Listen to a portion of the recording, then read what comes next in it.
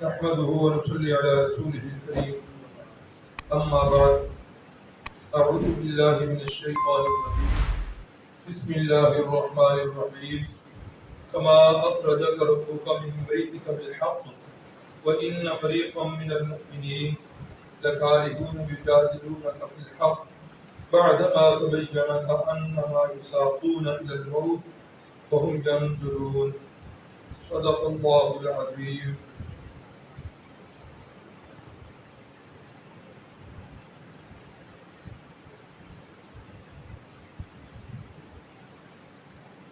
پہلی ہجری کے واقعات میں کچھ گوش گزار کیے گئے تھے. ان واقعات کے اندر کل چونکہ وہ دعوت کا اہتمام تھا، اس وجہ سے کئی باتیں جو ہیں وہ تشنہ لب رہ گئی تھیں. جن میں سے ایک شخصیت جن کا آپ نے سنا، حضرت پاک صلی اللہ علیہ وسلم کے جو میزبان بنے، نام یاد ہے ان کا؟ حضرت سیدنا ابو ایوب انصاری رضی اللہ تعالی عنہ. حضرت سیدنا ابو ایوب انصاری کے حالات و واقعات میں ایک بات جو موجودہ حالات کو سامنے رکھتے ہوئے میں سمجھتا ہوں کہ شاید وہ ضروری ہے. حضرت ابو ایوب انصاری رضی اللہ تعالیٰ عنہ کی وفات کیسے ہوئی؟ بخاری شریف کی حدیث ہے. رحمت کائنات صلی اللہ علیہ وسلم نے فرمایا، میری امت کا وہ پہلا لشکر جو قسطنطنیہ پر حملہ کرے گا، میں اسے جنت کی بشارت دیتا ہوں. حدیث کے لفظ ہیں، اول جیش من امتی یغزون، لڑائی کے لفظ ہیں. بعض ساتھیوں کو غلط فہمی ہوتی ہے کہ نہیں، چونکہ جی اس لشکر پہلا جو ہوا تھا، اس پہلے لڑائی میں وہ قسطنطنیہ فتح نہیں ہوا تھا. فتح کی یہاں بخاری کی حدیث میں بات ہی نہیں. بات ہے کہ پہلا لشکر جو کیسر کے شہر قسطنطنیہ پر حملہ کرے گا، میں اس لشکر کو جنت کی بشارت دیتا ہوں. وہ لشکر جس وقت تیار ہوا اور جانے لگا تو حضرت سیدنا ابو ایوب انصاری رضی اللہ تعالیٰ ان کی شدید خواہش ہوئی کہ اس لشکر کی چونکہ فضیلت بڑی ہے، میں نے بھی اسی لشکر میں جانا. حضرت سیدنا ابو ایوب انصاری رضی اللہ تعالیٰ وہ بھی اس لشکر میں چل.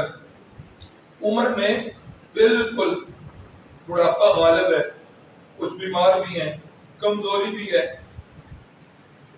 چل رہے ہیں، بحری سفر بھی ہے. اور بحری سفر کے اندر حضرت کو محسوس ہو گیا کہ اب زندگی میرے ساتھ وفا نہیں کرے. حضرت ابو ایوب انصاری نے اس وقت وصیت کی اور فرمایا کہ میں جس جگہ فوت ہو جاؤں تو مجھے ادھر دفن نہیں کرنا. کیا کرنا ہے؟ یہ اسلامی لشکر جہاں تک جائے نا، بالکل آخر تک، آخری حد جو ہو اس حد میں جا کے مجھے دفن کرنا ہے. اللہ کی بارگاہ میں قیامت والے دن میں کوشش ہوگا یہ کہوں، اللہ تیرے دین کی خاطر میں نے اپنی نہ زندگی کی پرواہ کی، نہ موت کی پرواہ کی، جہاد کی خاطر میں جو ہے مدینے کو چھوڑ کر کتنا دور آیا. تو پھر ایسا ہی ہوا، رستے میں وفات ہو گئی اور انہیں پھر آگے تک لے جایا گیا. اب ایک بات میں آپ کو ذمہ کرنا چاہتا ہوں، تھوڑی سی آپ بھی تحقیق کریں اور اس میں جستجو کریں کہ یہ لشکر جو ہے، اس کی کمان کس بندے کے ہاتھ میں تھی، اس لشکر کا سالار کون تھا. پھر حضرت ابو ایوب انصاری جس وقت رضی اللہ تعالیٰ عنہ وفات پا چکے ہیں، ان کی میت کو ساتھ ساتھ چلایا گیا. بری سفر شروع ہوا اور پھر جا کر قسطنطنیہ پر حملہ کیا. کئی حملے کیے لیکن قسطنطنیہ اس پہلے حملے کے اندر فتح نہیں. پھر حضرت ابو ایوب انصاری کی اس وصیت کے مطابق ایسا کیا گیا. یہ قسطنطنیہ کی دیوار ہے، اس وقت شہر جو ہے ان کے ارد گرد وہ فصیل ہوا کرتی تھی. اور اس میں چاروں طرف دروازے ہوا کرتے تھے. اس قسطنطنیہ کی دیوار کے بالکل نیچے اوپر سے وہ حملے بھی کر رہے ہیں, تیر بھی چلا رہے ہیں, اور تیر بھی آگ والے چلا رہے ہیں. اب یہ جو مجاہدین تھے اسلامی لشکر کے, انہوں نے کیا کیا, اوپر اپنے ڈالیں پکڑی ہوئی ہیں اور ڈالیں پکڑ کر نیچے جو ہے یہ ان کی قبر کی کھدائی کی. اللہ اکبر.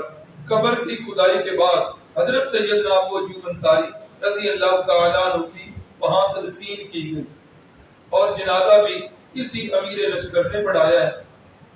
جس وقت یہ تدفین کر کے پیچھے ہٹے ہیں تو انہوں نے دیکھا کہ یہ قبر جو بنی ہے یہ کوئی خاص واقعہ ہے. مسلمان جو ہے اس کو پیچھے بھی دفن کر سکتے تھے, یہیں پہ آ کے کیوں دفن کر؟ انہیں تو نہیں تھا حالات کا پتہ. پھر کیا ہوا, ان کا ارادہ بنا کہ اس قبر کو اکھیڑا جائے اور اکھیڑ کر اندر جو میت ہے اس کی بے کی جائے اور اسے باہر پھینکا جائے. امیر لشکر کو پتہ چل گیا کہ ان کا یہ ارادہ بن چکا ہے. امیر لشکر نے اپنا ایک قاصد دے کر قسطنطنیہ والوں کے پاس بھیجا اور انہیں بتایا کہ یہ جس بندے کی قبر بنائی ہے نا ہم نے, مسلمانوں کے اندر اس کا مرتبہ بڑا اونچا ہے. ہر مسلمان کے دل کے اندر ان کی بڑی محبت ہے. یہ عام بندہ نہیں ہے, یہ رسول اللہ صلی اللہ علیہ وسلم کے میزبان ہے. تو لہذا ان کی وصیت کے مطابق ہم نے یہ قبر بنائی. اور اگلی بات بھی سن لو, وہ یہ ہے, اگر تم نے اس قبر کو اکھیڑا, قبر کی بے حرمتی کی یا قبر کی بے حرمتی کی, تو پھر کان کھول کے سن لو, اسلامی سلطنت جو اس وقت تقریباً 62,000 مربع میل دنیا کے 2/3 سے زیادہ اسلام کے جھنڈے لہرا رہے ہیں, اسلامی سلطنت کے اندر تمہارا عیسائیوں کا ایک گرجا بھی میں جو ہے نا وہ نہیں چھوڑا. تمہارے گرجوں کی اینٹوں سے اینٹ بجا دوں گا, اس لیے مہربانی کرنا اور اس کی بے حرمتی نہ کرنا. امیر لشکر کی اس دھمکی کے بعد انہوں نے کیا کیا, پھر نہ اس قبر کو چھیڑا اور نہ صاحب قبر کی بے حرمتی کی, اور آج تک وہ قبر جو ہے ادھر محفوظ ہے. اور وہاں جا کر وہ اس قبر کے اوپر جو وہ تختی لگی ہوئی ہے, تخبہ لگا ہوا ہے, وہ میرے پاس تصویر بھی موجود ہے, لکھا ہوا ہے تفصیل کے ساتھ کہ یہ کیسے فوت ہوئے اور یہ کس سریے میں آئے, کس جنگ میں, یہ سارے حالات. تو یہ بندہ کون تھا جو اس لشکر کا امیر تھا, کس نے جنازہ پڑھائی, کس نے جو ہے وہ ان کو دھمکی دی عیسائیوں کو, اور کس کی دھمکی کو سن کر عیسائیوں نے پھر اپنے ارادے بدل لیے, اس کی تحقیق آپ کے ذمہ ہے. آگے آ جائیے. جہاد کی اجازت جو دی گئی پہلی ہجری میں دی گئی, کل اس کی بات ہو چکی ہے. آج کیا ہے, اس کی بابت یہ بات رہ گئی تھی کل. آج جو ہے کفار یہ تانا دیتے ہیں, آج یورپ یہ تانا دیتا ہے کہ مسلمانوں کا دین وہ جو ہے بزور تلوار پھیلا.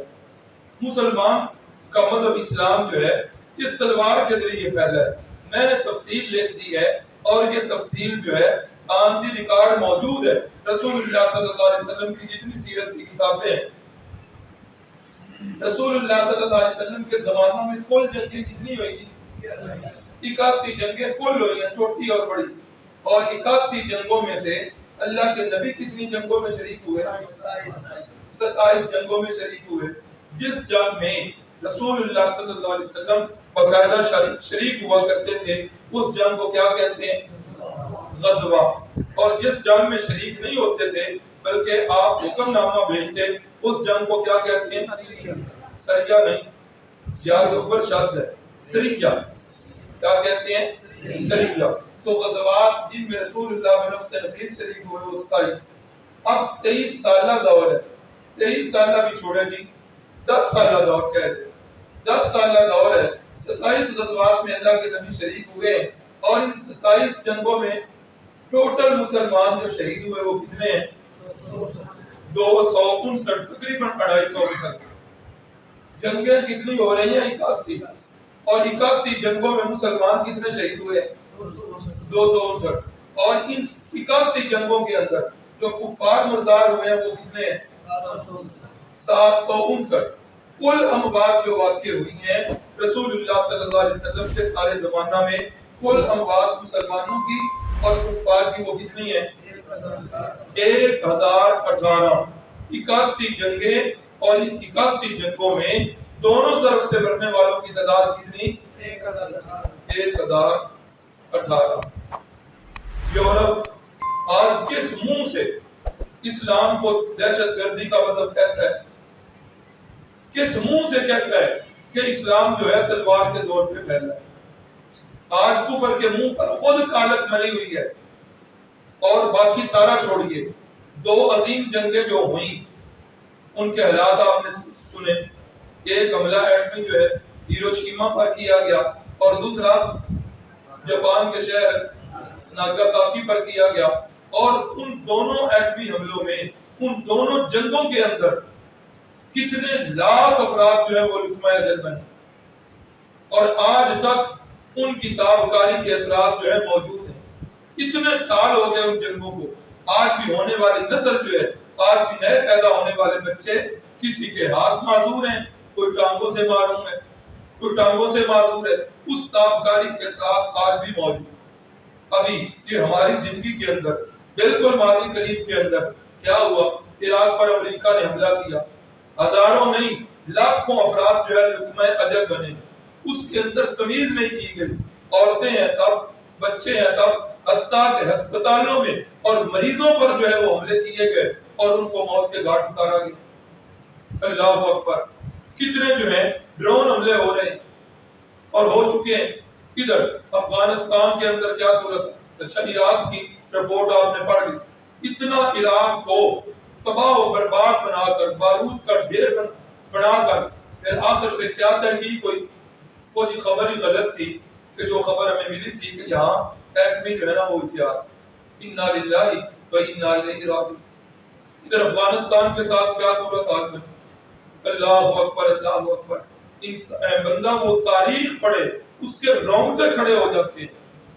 کارپٹ بمباری کی، یعنی زمین کی 1 انچ بھی آگ سے محفوظ نہیں رہی، اور گنتی مرنے والوں کی گنتی موجود ہی نہیں ہے۔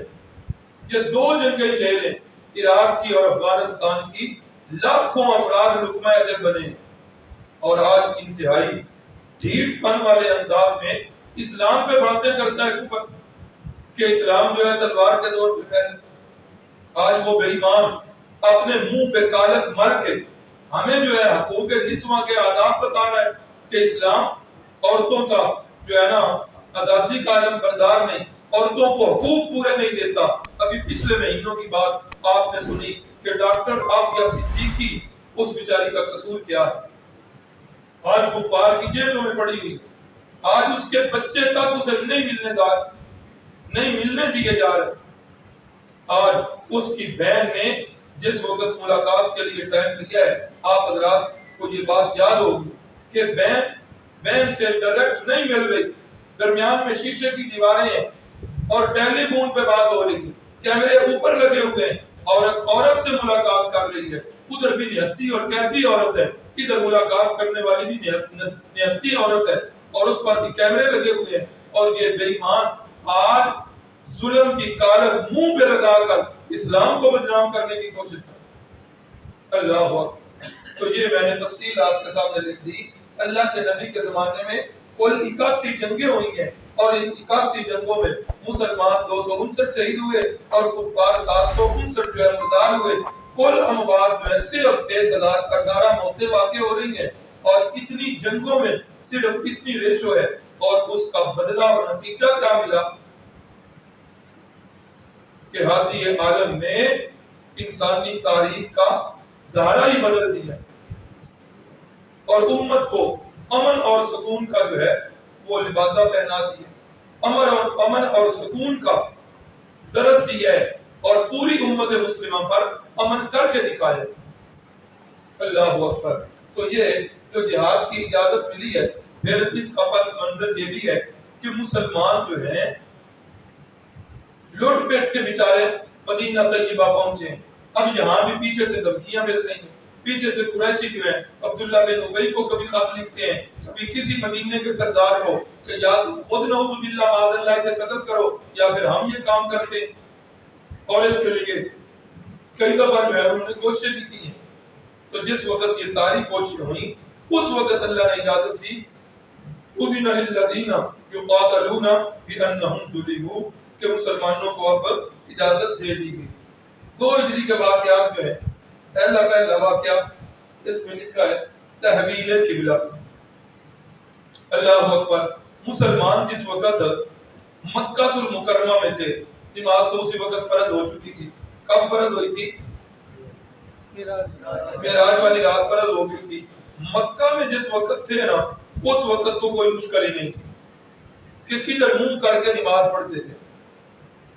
فرض کریں یہاں مکہ المکرمہ ہے، یہاں بیت المقدس ہے، بندہ ادھر کھڑا ہوئے تو دونوں کی طرف منہ ہو سکتا ہے کہ نہیں ہو سکتا؟ ادھر مکہ ہو ادھر بیت المقدس ہو، بندہ ادھر کھڑا ہو تب بھی۔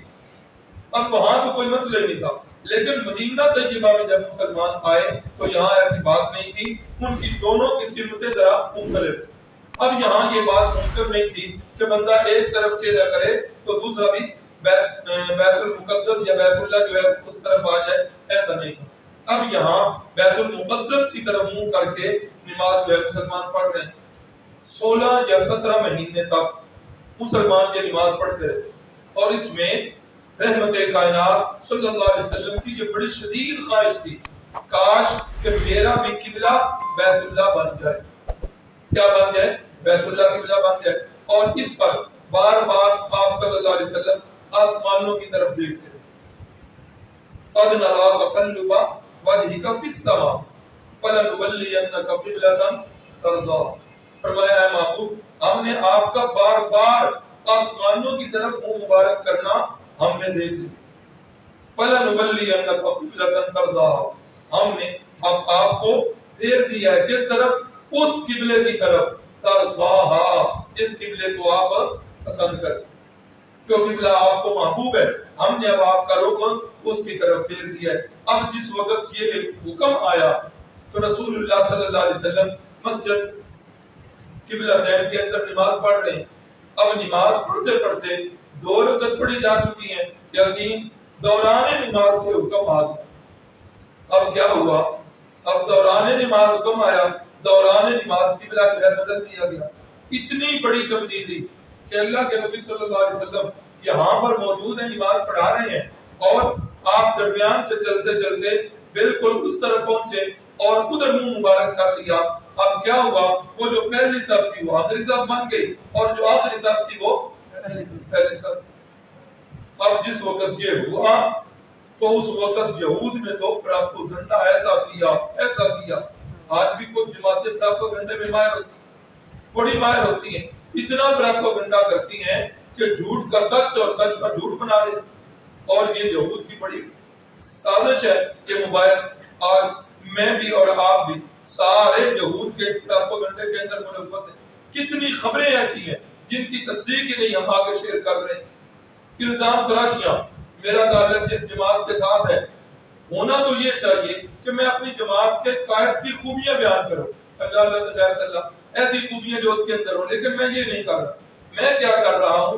اپنی مخالف جماعت کے جو قائد ہے اس کی خامیاں بیان کر رہا ہوں، اور خامیاں بھی کیا؟ الزام تراشیاں کر رہا ہوں۔ دونوں طرف سے یہی ہو رہا ہے۔ یہ یاد رکھیے جو کچھ ہم شیئر کر رہے ہیں، لائک کر رہے ہیں، یہ سارا قیامت والے دن ہمیں اس کا حساب دے۔ اس کو معمولی چیز نہ سمجھیے، جھوٹی باتوں کو آگے شیئر نہ کیجیے۔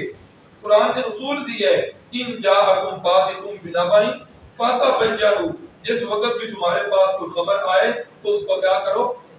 تحقیق کر لیا کرو، اس کی تحقیق کر کے تو پھر آگے نشر کیا کرو۔ اب رسول اللہ صلی اللہ علیہ وسلم بنی سلمہ کی اس مسجد میں زور کی نماز ادا کر رہے ہیں تو یہ تبدیلی واقع ہوئی۔ اب لوگوں نے کیا پراپوگنڈا کیا؟ اچھا یہ ایک قبلہ اصل ہے تو اب تک ادھر منہ کر کے نمازیں کیوں پڑھی ہیں؟ اچھا ادھر منہ کر کے جو نمازیں پڑھی وہ تو ساری کہیں تھی، ہاں اچھا ادھر منہ کر کے جو لوگ نماز پڑھتے رہے تو تحویل قبلہ سے پہلے فوت ہو گئے، وہ تو پھر بے نماز فوت ہو گئے۔ اچھا اگر وہ قبلہ ٹھیک نہیں تھا، یہ ٹھیک تھا تو اب تک ادھر منہ کیوں کیا؟ اگر وہ ٹھیک تھا تو اب ادھر منہ کیوں کیا؟ ایسے پراپوگنڈا کیا، ایسا پراپوگنڈا۔ دوسرا پارا ہے اس کی ابتدا میں یہی ہے، سیقول السفہاء من الناس ما ولاهم عن قبلتهم التي كانوا عليها قل لله المشرق والمغرب۔ محبوب یہ جو لوگ ہیں نا بیوقوف، یہ قریب کہیں ان کو ان کے اصلی قبلہ سے کس نے پھیر دی؟ آپ فرما دیجئے قل للہ المشرق والمغرب، نہ بیت اللہ کی طرف منہ کر کے نماز پڑھنا اصل ثواب، نہ بیت المقدس کی طرف منہ کر کے نماز پڑھنا اصل ثواب۔ اصل ثواب ہے اللہ کا حکم ماننے میں۔ جب تک اللہ کا حکم تھا ہم نے بیت المقدس کی طرف منہ کر کے نماز پڑھی، اب اللہ کا حکم آیا تو تب ہم منہ کدھر کر رہے ہیں؟ بیت اللہ کی۔ تو یہ تحویل قبلہ جو ہوا تو یہ بھی 2 ہجری میں ہوا، اور 16 یا 17 مہینے تک مسلمان جو ہیں وہ ادھر منہ کر کے نماز پڑھتے ہیں۔ اصحاب صفہ کا کیا؟ یہ صفہ کل بھی بتایا تھا، جو لٹ پٹ کے بیچارے مہاجر آتے تھے، بالکل غریب غربا ہوتے تھے۔ مسجد نبوی میں پہلے قبلے والی جگہ پر ایک صاحبان جو ہے وہ لگا دیا گیا، اور یہ لوگ جو آئے تھے نا دین حاصل کرنے کے لیے، یہ لوگ دین سیکھتے رہے، احادیث سیکھتے رہے، قرآن سیکھتے رہے۔ یہ بیچارے دن رات ادھر ہی رہتے تھے، یہ دن رات ادھر ہی۔ کسی صحابی نے مشورہ نہیں دیا کہ نکمے سے پہلے جو کام کاج کیوں نہیں کرتے؟ ہاں جس طرح آج لوگ اعتراض کرتے ہیں یہ دینی مدارس سے ڈاکٹر کیوں نہیں پیدا ہوتے؟ ہاں دینی مدارس سے انجینئر کیوں نہیں پیدا ہوتے؟ دینی مدارس سے سائنسدان کیوں نہیں پیدا ہوتے؟ ہاں تھوڑے بھی سائنسدان دیکھیے، ہاں جتنی انہوں نے قدر کی تھی تو وہ جو قومی سائنسدان ہیرو تھا تم نے اسے زیرو بنا دیا۔ بھائی ہمارے نصاب کے اندر ڈاکٹری ہے ہی نہیں، ہمارے نصاب کے اندر انجینئرنگ ہے ہی نہیں۔ یہ تو سوال ہمارا بھی بنتا ہے کہ تمہاری یونیورسٹیوں سے علماء کیوں نہیں پیدا ہوتے؟ تمہاری یونیورسٹیوں سے مفتیان کیوں نہیں پیدا ہوتے؟ جب میٹرک کے بعد تعلیم کے حلقے ہی الگ الگ ہیں، کبھی کسی نے انجینئرنگ یونیورسٹی پر سوال نہیں کیا کہ تم ڈاکٹر پیدا کیوں نہیں کرتے؟ کبھی کسی نے میڈیکل کالج والوں سے سوال کیوں نہیں کیا کہ تم انجینئر پیدا کیوں نہیں کرتے؟ یہ بھی بھائیوں یہ صرف یہود کے پراپوگنڈے ہیں کہ وہ کہتے ہیں دینی مدارس میں یہ کیوں نہیں پیدا، یہ دینی مدارس والے کام کیوں نہیں کرتے؟ اللہ کے نبی صلی اللہ علیہ وسلم کی آیات طیبہ ہے، یہ صحابہ سارا دن ادھر پڑے رہتے اور قرآن سیکھتے، حدیث سیکھتے، کسی نے بھی مشورہ نہیں دیا کہ کیا کرو، دن کو کام کیا کرو، کام کاج کر کے ادھر آ کے بیٹھا کرو، کبھی ایسا نہیں۔ بلکہ دوسرے صحابہ کرام جو مدینہ کے تھے وہ ان صحابہ کو اپنے سے بڑا محترم سمجھتے تھے۔ ایک نا رسی لٹکی ہوئی تھی، جب بھی کھجوریں یا انگور کوئی بھی پہلا پھل ہوتا تو وہ انصار صحابہ اس رسی کے ساتھ آ کر وہ کھجوروں کا خوشہ اور وہ انگوروں کا خوشہ لٹکا دیا کرتے ہیں، پھر یہ اصحاب صفہ اس میں سے لے کے کھایا کرتے تھے۔ اللہ اکبر۔ اور ان اصحاب صفہ کے ادھر رہ کر دین حاصل کرنے سے امت کے اوپر بڑے بڑے احسان ہوئے۔ ان کے اندر بڑے مشہور بندے حضرت سیدنا ابو ہریرہ رضی اللہ تعالیٰ، وہ بھی انہی میں ہیں۔ اللہ اکبر۔ کیا لکھا ہے؟ فرماتے ہیں کہ دین سیکھنے کی غرض سے بسا اوقات ایسا ہوتا کہ میں بھوک لگ جاتی کھانا نہیں کھایا کرتا، اس لیے کہ اگر کھانا کھانے کے لیے ادھر سے اٹھ کے جاؤں گا تو پھر کیا ہوگا، پیچھے آپ صلی اللہ علیہ وسلم زبان مقدس سے کچھ الفاظ بولیں گے، کہیں رہ نہ جائیں مجھ سے۔ اتنی تاکید فرماتے ہیں۔ ایک دن ایسا ہوا مسجد نبوی کے باہر سلام گرا، بھوک کی وجہ سے حالت بڑی عجیب ہو گئی، بڑی عجیب حالت ہے۔ میں مسجد نبوی کے دروازے کے باہر بیٹھ گیا، حضرت سیدنا صدیق اکبر نکلے تو میں نے ان سے کہا حضرت جی ایک مسئلہ پوچھنا ہے۔ میرا دل یہ تھا کہ میں جب چلوں گا ساتھ میری کمزوری، میری رفتار، میرے چہرے کے آثار دیکھ کے حضرت صدیق اکبر کو پتہ چل جائے گا کہ اس کا اصل مسئلہ جو ہے وہ والا نہیں بلکہ بھوک والا مسئلہ ہے۔ تو حضرت ابو ہریرہ فرماتے ہیں میں نے حضرت صدیق اکبر کے ساتھ چلا، میں نے کہا حضرت جی یہ مسئلہ پوچھنا ہے۔ حضرت صدیق اکبر نے اسی وقت جواب دیا، کہا یہ مسئلہ تو ایسے ہے۔ تو مسئلہ ایڈا مشکل بھی کوئی. حضرت صدیق آگے چل پڑے, میرا سوال ہی ختم. میں پھر مسجد نبی کے بعد حضرت عمر نکلے, میں پھر ان کے ساتھ ہو. میں نے کہا حضرت ایک مسئلہ درپیش ہے. پوچھا, چلتے ہوئے پوچھا کیا مسئلہ ہے؟ میں نے کہا یہ مسئلہ ہے. اچھا اس کا تو یہ جواب ہے, میرا سوال بند ہے. پھر ادھر حضرت عثمان غنی نکلے, ان کے ساتھ بھی یہی معاملہ. پھر میں آیا, اتنے میں رحمت کائنات صلی اللہ علیہ وسلم مسجد سے. میں نے کہا یا رسول اللہ میرا یہ مسئلہ ہے, آپ اس مسئلے کا حل بتا دیجیے. سیرت والے لکھتے ہیں رسول اللہ صلی اللہ علیہ وسلم نے چہرہ دیکھا حضرت ابو ہریرہ کا اور مسکرا پڑے. فرمایا ابو ہریرہ تیرا جو مسئلہ ہے وہ مجھے پتا ہے. اللہ اکبر, آؤ میرے ساتھ. گھر گئے, پوچھا گھر میں کچھ کھانے کی چیز ہے؟ دودھ کا پیالہ آیا ہوا ہے. فرمایا اچھا. ابو ہریرہ جی پکڑو پیالہ اور چلو اصحاب صفہ کے پاس. فرماتے ہیں کہ میں اصحاب صفہ کے پاس آ گیا. فرمایا سارے اصحاب صفہ کو بلا کے لاؤ. مسجد نبی میں بیٹھے, آواز تھی سارے اصحاب صفہ آ گئے. اب میں سوچ رہا ہوں پیالہ ایک ہے, بندے ڈھیر سارے ہیں, یہ کیسے پورا ہو؟ اللہ اللہ. فرماتے ہیں میں تو سب سے قطار میں آ کے کھڑا ہو گیا کہ جتنی مجھے بھوک لگی ہوئی ہے شاید اتنی بھوک کسی کو نہ, تو چلو میں تو پی لوں, بچے کا تو بعد میں دوسروں کا نمبر ہے. فرمایا رسول اللہ صلی اللہ علیہ وسلم نے فرمایا اب آ گیا دوڑتا ہوا, جی یا رسول اللہ. فرمایا یہ پیالہ پکڑو اور اصحاب صفہ کو پلاؤ. ہاں بڑی مشکل ڈیوٹی لگ گئی. اب جو ہے نافرمانی بھی نہیں. فرماتے ہیں پہلے بندے کو جس وقت میں نے دیا نا پیالہ تو میں ایڑیاں اگا اگا کے دیکھتا اور ساتھ اشارہ بس کر دیا دوسرے بھی لیں گے. ہاں اللہ اکبر. پھر دوسرا بندہ, پھر تیسرا بندہ, اللہ اکبر. اللہ کا کرنا ایسا ہوا کرتے کرتے سارے اصحاب صفہ وہ دودھ پی گئے اور دودھ کا پیالہ ایسے ہی بچا ہوا. حضرت ابو ہریرہ فرماتے ہیں رسول اللہ نے فرمایا ابو ہریرہ آپ ادھر لے آؤ. حضرت ابو ہریرہ لے کے آئے. فرمایا ابو ہریرہ آپ پیو. حضرت ابو ہریرہ فرماتے ہیں میں نے تو پینا شروع کیا, پیتا پیتا میرا پیٹ بھر گیا. میں نے کہا یا رسول اللہ خیر ہو. فرمایا نہیں اور بھی. ہاں پھر پینا شروع کیا, 2-4 گھونٹ جتنا تھا. یا رسول اللہ بس. فرمایا نہیں اور پیو. 3 دفعہ یا رسول اللہ اب تو بالکل بس. تو یہ حضرت ابو ہریرہ جو سارے دنیا کے کام چھوڑ کے ادھر بیٹھ کے دین حاصل کرتے تھے, آج امت کو کیا فائدہ ہوا؟ 5000 آدمی حضرت سیدنا ابو ہریرہ سے پڑھے. اللہ اکبر. تو یہ اصحاب صفہ جو تھے یہ بالکل ادھر پڑے رہتے تھے. اور ایک دفعہ اصحاب صفہ جو ہے رسول اللہ صلی اللہ علیہ وسلم نے فرمایا لو تعلمون ما لکم عند اللہ.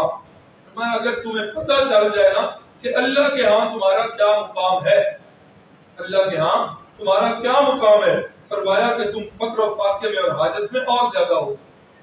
یہ آج اسی کی مثال, یہ جو دینی مدارس کے طلباء ہیں یہ اصحاب صفہ کی سے چلا آ رہا ہے, یہ اسی نظام کا حصہ ہے. آج بہت سارے مدارس ایسے کلاس روم بھی ہیں ان کے پاس اور بڑا فنڈ بھی ہے, بڑی سہولیات بھی ہیں, لیکن کہیں بھی وہ کرسی والا ماحول. کس لیے؟ اصحاب صفہ جہاں سے یہ دینی مدارس کی تعریف ملتی ہے وہ لوگ نیچے بیٹھا کرتے تھے. آج یہاں بھی ایسا ہے, استاد بھی نیچے بیٹھتا ہے اور طلباء بھی نیچے بیٹھتے ہیں. تو یہ اصحاب صفہ کا قیام یہ بھی 2 ہجری میں آیا. روزے کی فرضیت بھی, زکات کی فرضیت بھی, صدقہ فطر کی فرضیت بھی اور عیدین کی فرضیت بھی, یہ بھی کب ہو رہی ہے؟ 2 ہجری. تو تیسری عید کی فرضیت کب ہوئی؟ اگر تیسری عید بھی ضروری ہے بھائیو تو کوئی بندہ بتا دے کہ اس کی فرضیت. ہم تو 2 عیدیں پڑھتے ہیں اور بتاتے ہیں کہ یہ فرضیت جو ہے 2 ہجری میں ہو رہی ہے اور ہم تاریخ بھی حدیث سے ثابت کرتے ہیں, اللہ کے نبی صلی اللہ علیہ وسلم کا نماز پڑھنا بھی ثابت کرتے ہیں. اب سوشل میڈیا پر آپ حضرات دیکھ رہے ہیں کہ جو کچھ میلاد النبی کے نام پر جو کچھ ہوا ہے الامان والا. بھائی دکھ ایک بات ہے, مجرے کے اندر جو کچھ ہوتا ہے وہی کچھ ہوا ہے, لیکن وہاں ٹائٹل مجرے کا ہوتا ہے, وہاں ٹائٹل کنجر خانے کا ہوتا ہے.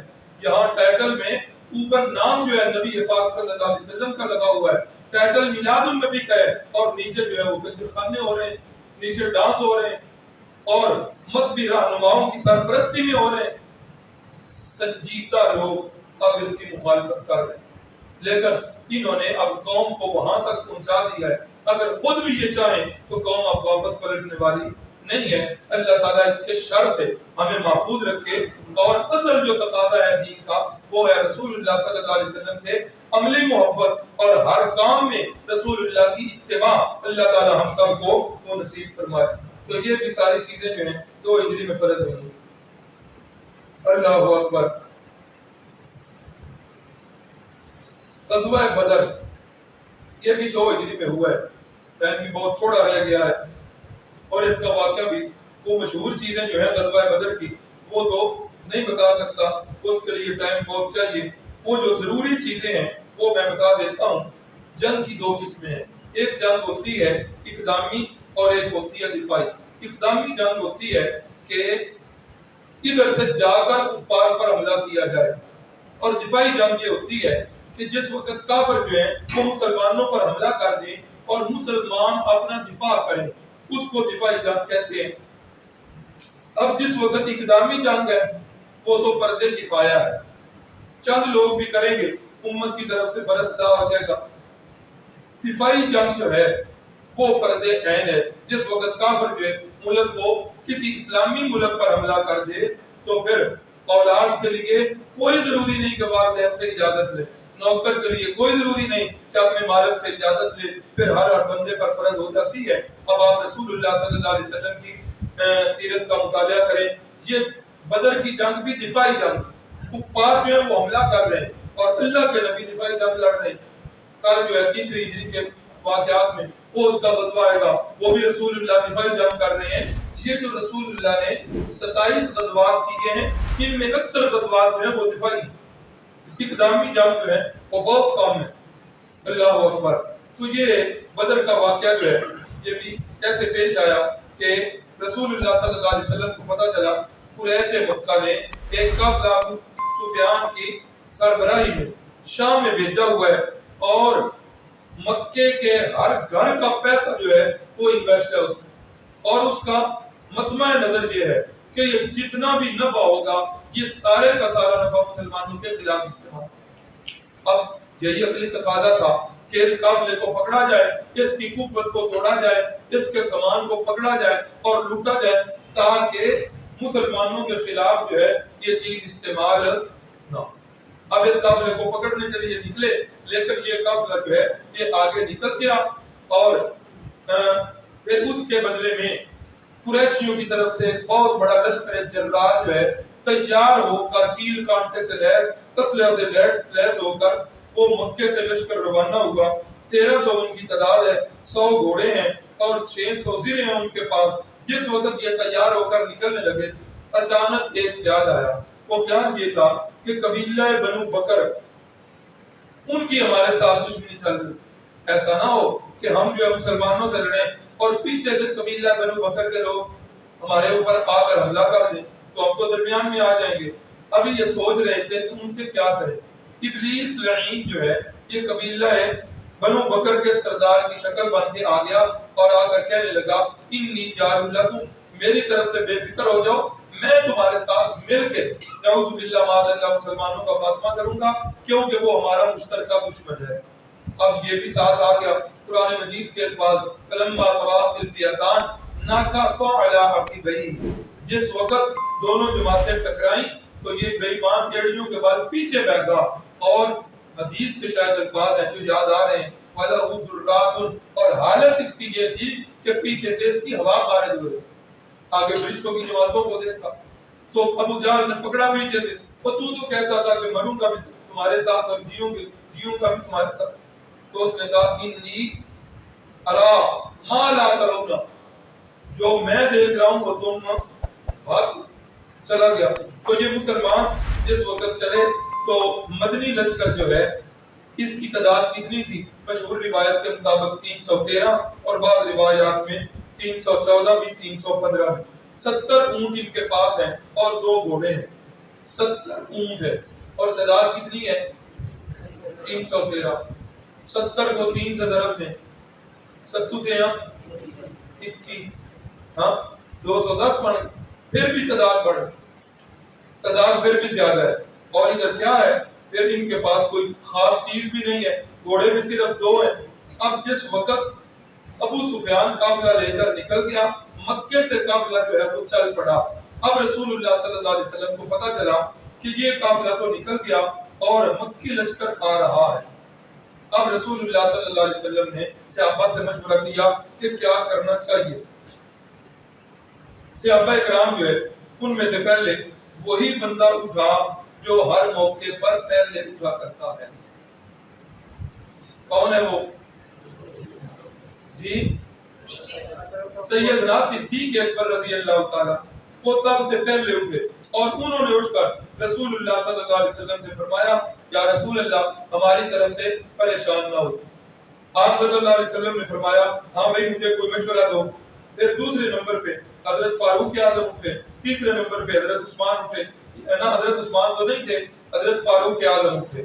پھر اللہ کے نبی صلی اللہ علیہ وسلم پھر فرما رہے ہیں کہ بھائی مجھے جو ہے وہ مشورہ دیا جائے کہ کیا کریں، یہ جنگ کی جائے یا نہ کی جائے. تو اس وقت صحابہ اکرام میں سے انصار صحابہ میں حضرت مقداد رضی اللہ تعالیٰ عنہ تھے اور انہوں نے اٹھ کر کہا یا رسول اللہ آپ ہماری طرف سے بالکل پریشان نہ ہو، ہم حضرت موسیٰ علیہ السلام کے صحابہ کی طرح نہیں کریں گے. انہوں نے کیا کیا تھا، جس وقت حضرت موسیٰ علیہ السلام انہیں لے کر چلے تھے تو انہوں نے کہا تھا فَاذْهَبْ أَنْتَ وَرَبُّكَ فَقَاتِلَا إِنَّا هَاهُنَا قَاعِدُونَ. اے موسیٰ تم اور تیرا رب جا کے جہاد کرو، ہم یہاں بیٹھ کے تماشا دیکھتے ہیں. تو یا رسول اللہ ہم ایسا کرنے والے نہیں ہوں گے. اللہ کے نبی صلی اللہ علیہ وسلم نے پھر فرمایا کہ بھائی صحابہ مجھے مشورہ دو. یہ تینوں بندے صدیق اکبر، فاروق اعظم، حضرت مقداد، یہ تینوں مہاجر صحابہ تھے. اب انصار میں سے حضرت سعد بن معاذ رضی اللہ تعالیٰ عنہ تھے اور اٹھ کر حضرت سعد بن معاذ فرماتے ہیں یا رسول اللہ بات تو وہی ہے جو ہمارے مہاجر بھائیوں نے کر دی ہے، ہمارے جذبات کی انہوں نے ترجمانی کر دی، لیکن آپ جو بار بار فرما رہے ہیں محسوس ایسے ہوتا ہے کہ آپ کا اشارہ ہماری طرف ہے. تو سنیے میں انصار کی طرف سے سب کا نمائندہ بن کے کہہ رہا ہوں یا رسول اللہ صلی اللہ علیہ وسلم آپ فکر نہ کیجئے، برق الغمار تک پہنچنے کا حکم کریں، ہم وہاں تک پہنچیں گے.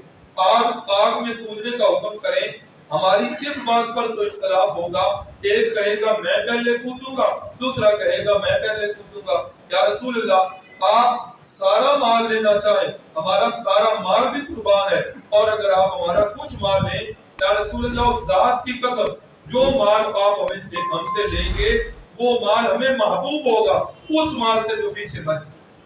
یا رسول اللہ پریشان نہ ہوئیے، ہماری طرف سے ہر قسم کی گارنٹی.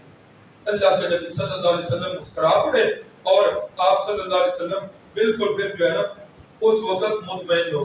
اب جس وقت وہ لشکر بھی آ گیا، سب بندی بھی ہو گئی، اور وہ لشکر کیسے آیا قرآن مجید نے بتایا بَطَرًا بِرِقَاءَ النَّاسِ. تکبر ان کے اندر کوٹ کوٹ کے بھرا ہوا، گردنوں میں سرگے ہیں، اور انہیں اپنی طاقت پر، انہیں اپنی تعداد پر گمانڈ ہے، انہیں اپنے اسلحے پر گمانڈ ہے.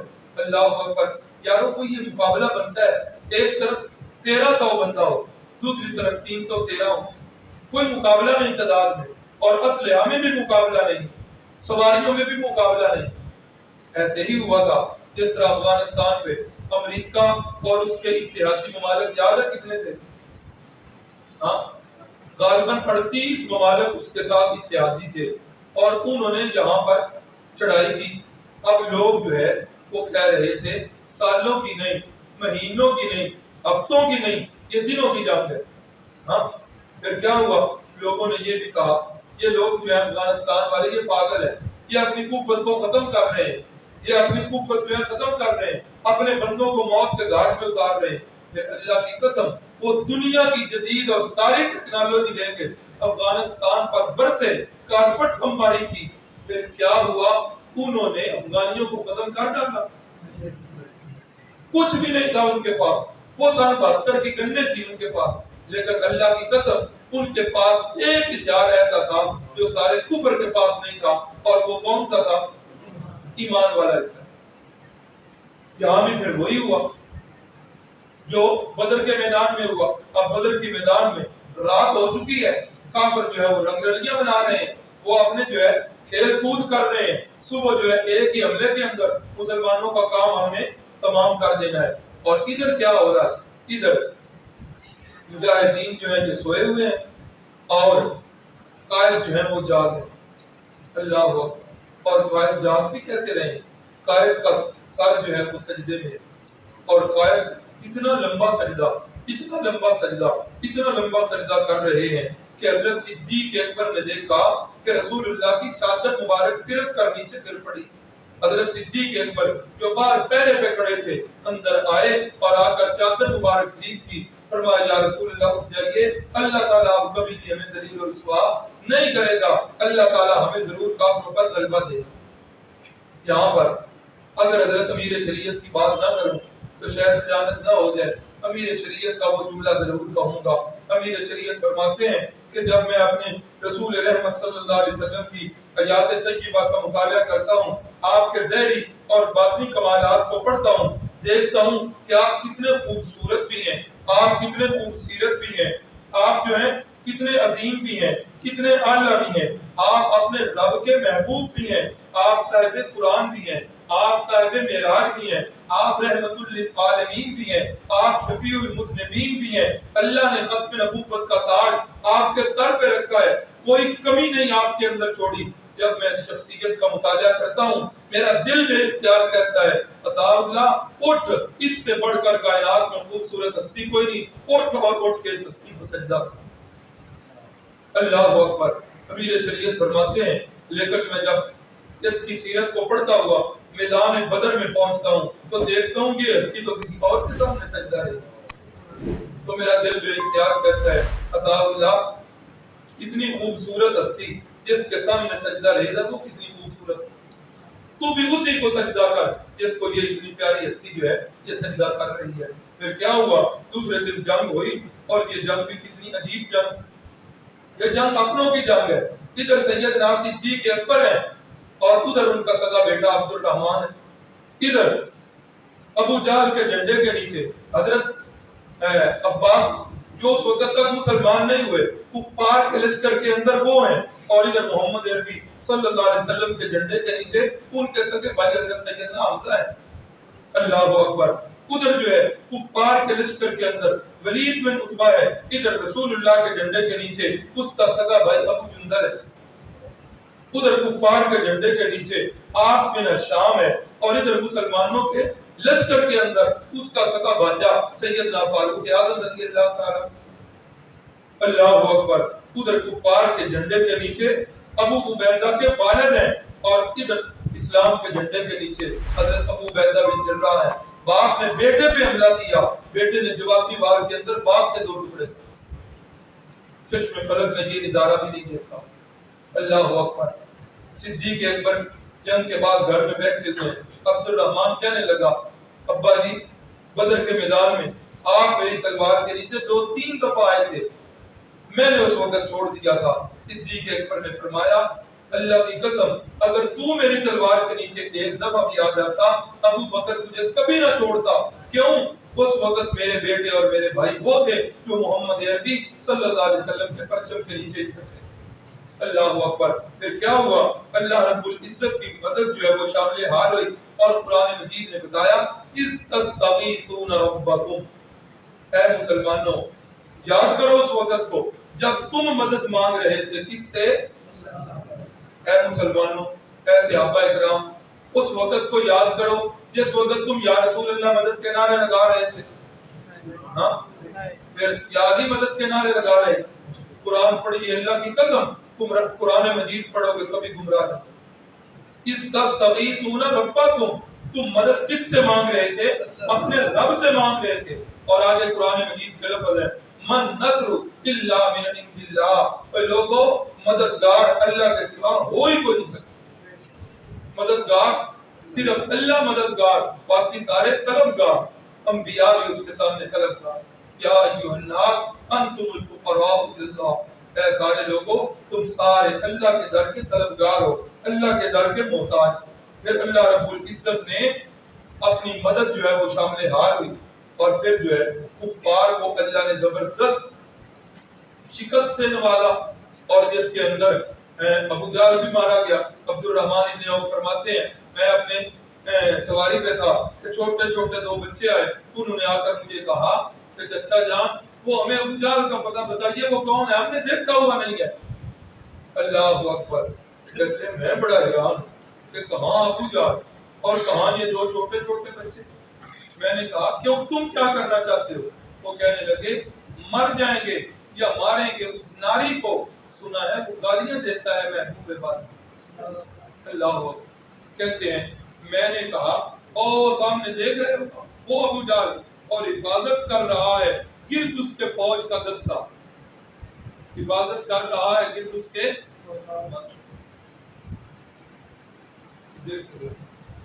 حفاظت کر رہا ہے گرد اس کے فوج کا دستہ۔ تو بچے کہنے لگے چچا جی یہ دستہ کب تک روکے گا اسرائیل کا رستہ؟ پھر کیا ہوا؟ فرماتے ہیں کہ میرے دیکھتے دیکھتے وہ دونوں نوجوان رکاب کی طرح جھپٹے، اور رکاب کی طرح جھپٹ کر انہوں نے ابو جہل کا کیا کر دیا؟ کام تمام کر دیا۔ حضرت عبداللہ ابن مسعود رضی اللہ تعالیٰ عنہ فرماتے ہیں بدر کے جنگ میں نے دیکھا کہ ابو جہل جو ہے مردار پڑا ہے لیکن ابھی اس کے سانس باقی ہیں۔ کہتے ہیں میں نے پھر اپنا پاؤں رکھا اس کے سر پہ، اوپر دیکھ کے کہتا ہے بکریاں چرانے والے تو کمی ہو کے تو چودھری دے سر کے پیر رکھے ہن ہے میں مجبور کر کچھ نہیں سکتا۔ سن دو گلاں نے، ایک تو میرا یہ ہے پیغام کہ میری گردن کو ادھر سے نہ کاٹنا بلکہ ادھر سے کاٹنا، کس لیے کہ گردن جو ہے میرے سر کے ساتھ ہو، میرا سر دور پڑا ہوا پتہ چل رہا ہو کسی چودھری کا سر، اور دوسرا میرے بھتیجے کو بھی میرا پیغام دے دینا اور اس کو کہنا کہ کل میرے دل کے اندر جتنی نفرت تھی آج مرتے ہوئے اس نفرت سے ذرہ برابر بھی نفرت میں کمی نہیں آئی، بلکہ تیری نفرت میرے دل میں اور بڑھے۔ حضرت عبداللہ ابن مسعود نے سر اتارا اور لا کر رسول اللہ کے قدموں میں پھینکا اور فرمایا یا رسول اللہ یہ بے ایمان یہ پیغام بھی دیکھ دیا۔ نبی علیہ السلام نے فرمایا یہ میری امت کا فرعون تھا اور یہ موسیٰ کے فرعون سے بھی زیادہ سخت ہے۔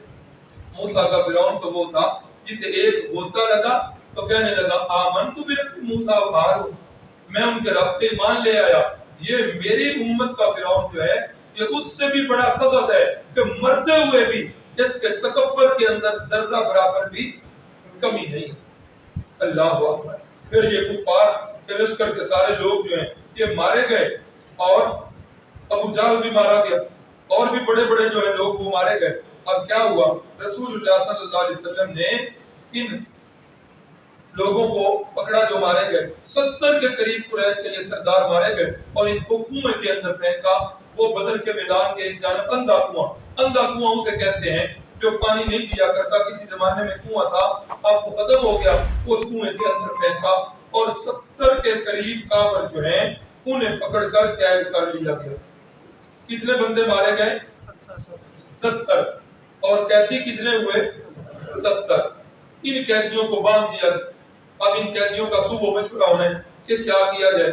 ان قیدیوں میں 2-3 قیدی ایسے تھے جن کی قید کی تکلیف میرے نبی پاک صلی اللہ علیہ وسلم۔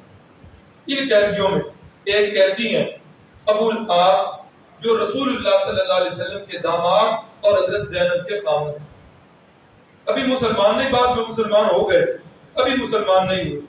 تو جس وقت رسول اللہ صلی اللہ علیہ وسلم نے مشورہ کیا صحابہ سے کہ انہیں کیا کیا جائے، اکثر صحابہ کی رائے تھی ان سے فدیہ لیا جائے اور چھوڑ دیا جائے۔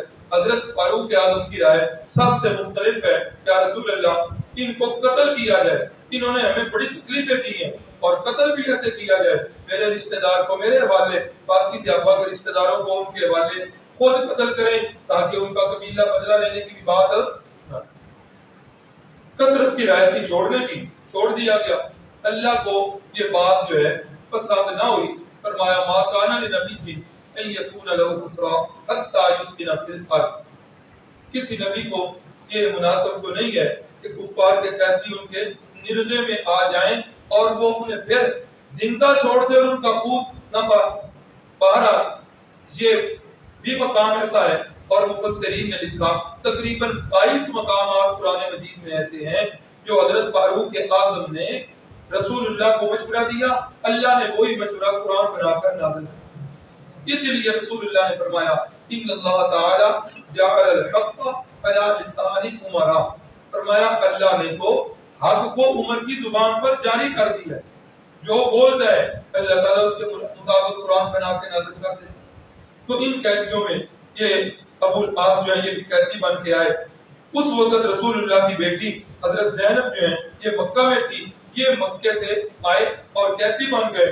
اب قیدیوں کے اندر جب رسول اللہ صلی اللہ علیہ وسلم نے فرمایا فدیہ دیتے جاؤ تو اپنی جان چھڑواتے جاؤ، اب حضرت زینب کو پتا چلا کہ فدیے کا تقاضا کر دیا گیا، اب اور تو کوئی چیز نہیں تھی۔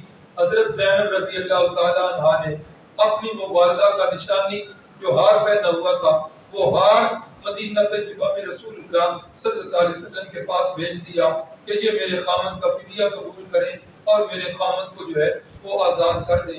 جس وقت ہار آیا سامنے تو رسول اللہ صلی اللہ علیہ وسلم انتہائی رنجیدہ ہوئے۔ ام المومنین حضرت خدیجہ الکبریٰ کی نشانی سامنے آئی، ان کی یادیں جو ہیں وہ آ گئی، آپ کے آنسو مبارک گر پڑے اور صحابہ سے فرمایا یہ خدیجہ کی نشانی ہے، یہ میری بیٹی نے ہار بھیجا ہے، اس کے پاس بھی اس کی والدہ کی نشانی ہے، یہ معاملہ تمہارے ہاتھ میں ہے، میں نہیں چاہتا کہ تمہارے مشورے کے بغیر کروں، اگر تمہاری رائے ہو تو یہ ہار میری بیٹی زینب کو واپس کیا جائے اور ابو العاص کو ایسے ہی چھوڑ دیا جائے۔ صحابہ نے کہا یا رسول اللہ بالکل ہم خوشی سے اجازت دیتے ہیں۔ پھر یہی ہوا، ہار بھی واپس بھیج دیا گیا اور ابو العاص کو بھی واپس بھیج دیا گیا۔ ابو العاص جو ہے شام کی طرف سے اہل مکہ کا مال لے کر تجارت کر کے واپس آ رہے تھے، مدینے کے پاس سے گزرے تو ادھر سے گزرتے ہوئے وہ جو صحابہ کے چھاپا مار دستے ہوا کرتے تھے، پیٹرولنگ پولیس ہوا کرتی تھی، انہوں نے پکڑا اور پکڑ کر لے آئے اور ان کا مال بھی پکڑ لیا، حضرت ابو العاص کو بھی پکڑ کے لے آئے۔ جس وقت گھر آئے، جس وقت ابو العاص کو رسول اللہ نے واپس بھیجا تھا نا، اس شرط پہ بھیجا تھا کہ ہار واپس لے جاؤ لیکن میری بیٹی زینب کو ادھر سے مدینے بھیج دے۔ پھر جس وقت حضرت زینب جو ہے مکے سے نکلنے لگی، قریشی آڑے آ گئے، انہوں نے کہا کہ محمد صلی اللہ علیہ وسلم کی بیٹی وہ ایسے آسانی سے چلی جائے، یہ تو ہو ہی نہیں سکتا، یہ تو ہمارے منہ پر کالک لگ جائے۔ ایک ظالم بدبخت نے نیزے کا وار بھی کیا، آپ کو زخم بھی لگا، آپ سواری سے نیچے بھی گری اور اسی گرنے سے آپ جو حالت حمل میں تھی ان کا حمل بھی ضائع ہوا۔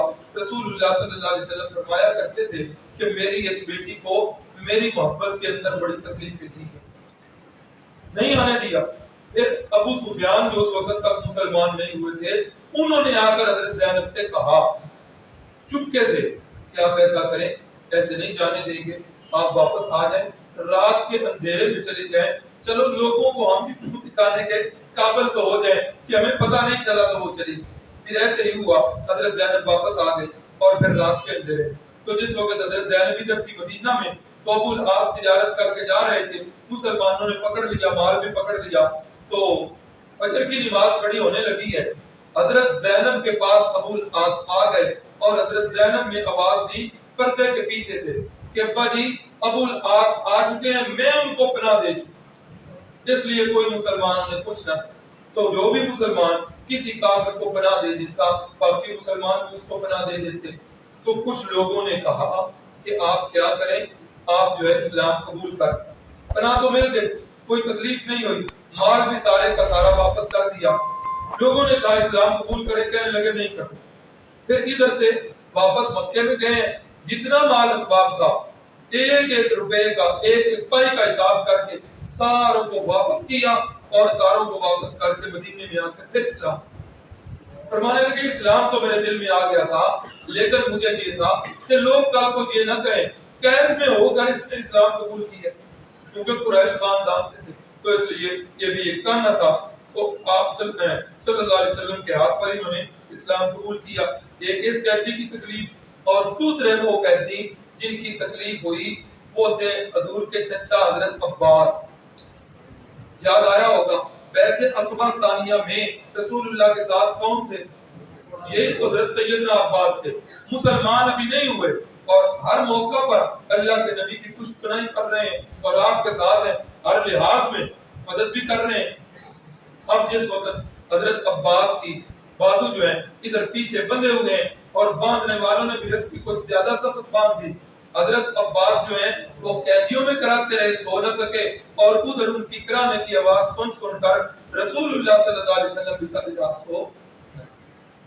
صبح ہوئی، جس وقت مشورہ ہوا، مشورے میں یہ بات آ گئی کہ قیدیوں سے جو ہے وہ پیسے لے کر چھوڑ دیا جائے، تو آپ نے فرمایا چچا جی اب مشورہ ہو گیا ہے، قیدیوں سے پیسے لے کر چھوڑنا ہے، آپ بھی اپنا فدیہ ادا کریں۔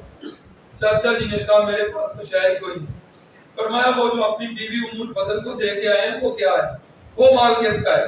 حضرت عباس فرماتے ہیں یہ وہ رقم تھی جسے نہ میں جانتا تھا یا میری بیوی جانتی تھی، کوئی تیسرا بندہ جانتا ہی نہیں تھا۔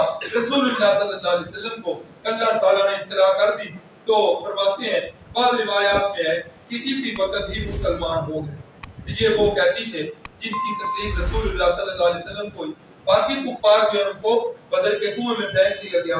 سنت مطہرہ کے مطابق تیسرے دن آپ اپنی اونٹنی پہ سوار ہوئے اور کنویں پر آئے اور آ کر کہنے لگے بدر کے وہ جو قیدی تھے نا، وہ جو مردار تھے کنویں میں پڑے ہوئے ہیں، اللہ کے نبی فرما رہے ہیں ما وعدنا ربنا حقا هل وجدتم ما وعد ربكم حقا، رب نے ہمارے ساتھ جو وعدہ کیا تھا وہ اللہ کا وعدہ پورا ہو چکا ہے۔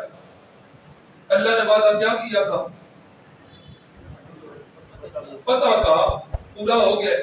هل وجدتم ما وعد ربكم حقا، تمہارے ساتھ جو اللہ نے وعدہ کیا تھا وہ پورا ہوا ہے کہ نہیں ہوا؟ اللہ اکبر۔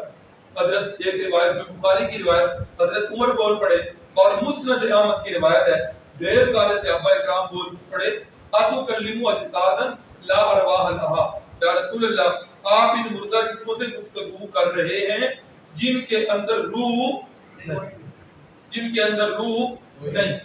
اب یہ کون کہہ رہے ہیں؟